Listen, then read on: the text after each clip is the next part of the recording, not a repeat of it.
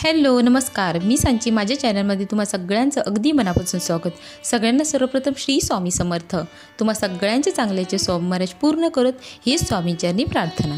आजच्या व्हिडिओमध्ये देवाला नैवेद्य दाखवताना कोणते नियम पाळावेत हे आज पाहणार आहोत, म्हणून व्हिडिओ संपूर्ण पहा। चॅनलवर नवीन आहात तर चॅनलला पटकन सबस्क्राइब करा।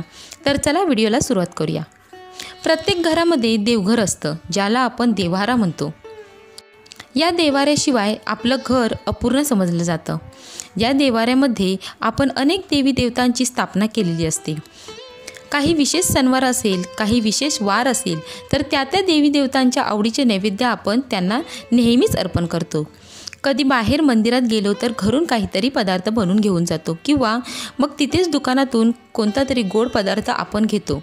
पण हा नैवेद्य अर्पण करत असताना त्याची योग्य वेळ काय आहे किंवा नैवेद्य अर्पण करताना कोणकोणते नियमांचं पालन केलं पाहिजे याची माहिती मी या व्हिडिओमध्ये सांगणार आहे, म्हणून व्हिडिओ स्किप न करता पूर्ण नक्की पहा।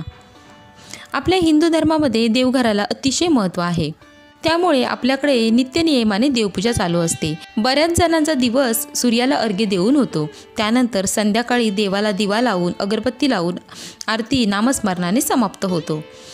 त्यानंतर बरेच जण सकाळी लवकर उठून पूजा करतात, तुळशीला पाणी अर्पण करतात। संध्याकाळी दिवे लागणीच्या वेळी तुळशीजवळ दिवा लावतात, देवाजवळ दिवा लावतात, उदबत्ती लावतात, नैवेद्य दाखवला जातो। आता देवाला नैवेद्य नक्की कोणत्या ठिकाणी ठेवावा, कसा ठेवावा याची माहिती बऱ्याच जणांना नसते, त्यामुळे आपल्याकडून काही नकळत चुका घडतात।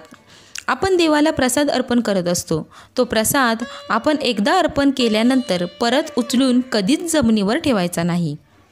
पहिली महत्त्वाची गोष्ट म्हणजे आपण जो काही देवाला नैवेद्य अर्पण करतो तेव्हा जमिनीवर किंवा पाटावर पाण्याने चौकोन काढायचा असतो। त्यानंतर आपल्याला ते नैवेद्याचं ताट ठेवायचं असतं। वैज्ञानिकदृष्ट्या विचार केला तर पाण्याने चौकोन काढायचं कारण म्हणजे तो नैवेद्य आपण देवापुढे ठेवत असतो, 10 ते 15 मिनटं आपण ठेवत असतो, तर त्यामुळे घातक जीवजंतू जाऊ नये, कारण आपण तो स्वतः ग्रहण करणार असतो। म्हणून वैज्ञानिक दृष्टीने हे चुकीचं ठरतं, ज्याला आपण पाण्याचं चौकोनी मंडल तयार करणं असं म्हणतो। खरं तर केळीच्या पानावर नैवेद्य ठेवला पाहिजे, पण बऱ्याचदा केळीचं पान उपलब्ध होत नाही। विशेष सणांना ते उपलब्ध असतं, तर तुम्ही केळीच्या पानाचं ताट मिळतं मार्केटमध्ये, सहज खास नैवेद्यासाठी ते असतं, तर ते सुद्धा तुम्ही विकत घेऊ शकता आणि त्यावर तुम्ही नैवेद्य दाखवू शकता। त्याचबरोबर कोणत्याही देवी देवतांना नैवेद्य ठेवत असताना कांदा लसणाचा वापर करू नका, कारण ते त्यांच्या दृष्टीने तांत्रिक पदार्थ मानला जातो। म्हणून कोणत्याही देवी देवतांना नैवेद्य ठेवण्यासाठी पदार्थ बनवत असाल तर तेव्हा कांदा लसणाचा समावेश करू नका। या सगळ्यात हा महत्त्वाचा नियम आहे। काही देवी देवतांना विशेष प्रकारचे पदार्थ आवडतात, जसं की भगवान शंकरांना दहीभात आवडतो, भगवान श्रीहरी विष्णूंना दूधभात आवडतो। पण जेव्हा आपण विठ्ठल कृष्ण किंवा भगवान श्रीहरी विष्णू यांना आपण जेव्हा नैवेद्य दाखवतो त्यांच्या नैवेद्यावर तुळशीचं पान नक्की ठेवा। तुम्ही कितीही पदार्थ बनवा पण तुळशीचं पान ठेवलं नाही तर तो नैवेद्य ते स्वीकारत नाहीत। त्यामुळे भगवान विष्णू, विठ्ठल आणि श्रीकृष्ण हे एकाच देवाची रूपं आहेत, म्हणून त्यांच्या नैवेद्यावर तुळशीचं पान ठेवायला कधीही विसरू नका। गणपती बाप्पा असतील तर त्यांना मोदक आवडतात, गणपती बाप्पांना तुळस वर्ज्य आहे, म्हणून त्यांना नैवेद्य दाखवताना तुळशीचं पान अजिबात ठेवायचं नाही आहे। देवीची रूपं असतील तर शिरा, खीरपुरी हे नैवेद्य आवडतात, तर हे पदार्थ तुम्ही अर्पण करू शकता। पण तुमच्याकडे जे काही बनलंय ते पदार्थ तुम्ही अर्पण केला तरीही चालेल। आणि महत्त्वाचं म्हणजे मांसाहार खात असाल तर मांसाहार बनवण्याची भांडी वेगळी ठेवा। तुम्हाला जेवढं शक्य होईल तेवढं मांसाहार करण्याची भांडी तुम्ही वेगळी ठेवण्याचा प्रयत्न करा। त्याचबरोबर नैवेद्याचं ताट आपण ठेवतो त्यासोबत पाण्याचं भांडं म्हणजे ग्लास, तांब्यामध्ये पाणी ठेवायला विसरू नका। आपण स्वतःसुद्धा जेवणाचं ताट आपण रेडी करून घेतो तेव्हासुद्धा आपण प्यायला पाणी घेतो, तर म्हणून देवाला सुद्धा नैवेद्याचं ताट ठेवत असताना पाण्याचं भांडं ठेवायला विसरू नका, म्हणजे ग्लास किंवा तांब्या भरून ठेवायला विसरू नका।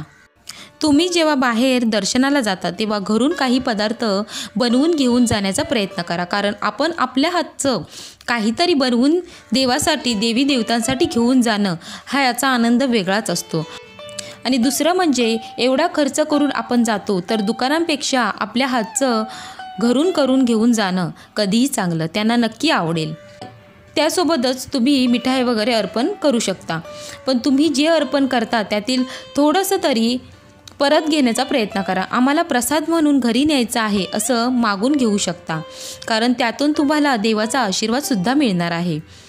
आपल्याकडे काही सणवार असेल आणि नैवेद्य बनवणार असाल तर सकाळी 12पर्यंत दाखवत जा, आणि रात्री जेव्हा तुम्ही नैवेद्य ठेवणार असाल तर चंद्रोदय झाल्यानंतर, देवी देवतांची पूजा झाल्यानंतर तुम्ही लगेच नैवेद्य अर्पण करू शकता. आता बऱ्याच जणांना प्रश्न पडतो की नैवेद्य दाखवल्यानंतर त्याचं काय करावं. आपल्यासाठी जसं ताट वाढून घेतो तसं हे ताट भरायचं आहे, आणि हे निर्माल्यात टाकण्यापेक्षा, म्हणजे देवासमोर नैवेद्य दाखवल्यानंतर ते निर्माल्यात दुसऱ्या दिवशी टाकण्यापेक्षा स्वतः ग्रहण करा, किंवा घरातील कुटुंबातील व्यक्ती थोडं थोडं खाऊ शकता. जर तुमच्या आसपास गाय असेल तर गाईला खाऊ घालू शकता, किंवा तुमच्या आसपास पक्षी येत असेल तर त्यांना थोडं अन्न घालू शकता, पण ते निर्माल्यात टाकू नका. तर अशा पद्धतीने या आजच्या व्हिडिओमध्ये नैवेद्याचे भरपूर नियम सांगितले आहेत. व्हिडिओ कसा वाटला हे मला कमेंटमध्ये नक्की सांगा, आणि व्हिडिओ आवडला तर व्हिडिओला लाईक करा, शेअर करा. भेटू आपण अशाच एका नवीन व्हिडिओमध्ये. तोपर्यंत धन्यवाद.